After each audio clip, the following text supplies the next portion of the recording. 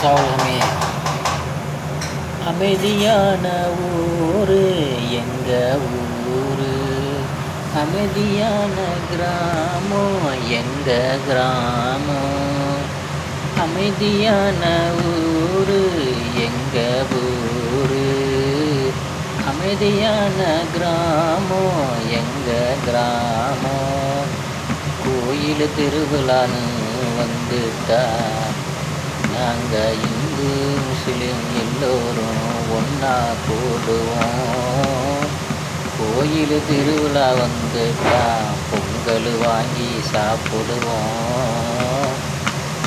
கோயில் திருவிழா வந்துட்டா எல்லோரும் ஒன்றா சேருவோண்டா. ஜாதி மதம் பார்க்க மாட்டோம், அண்ணன் தம்பியா பழவிடுவோம்.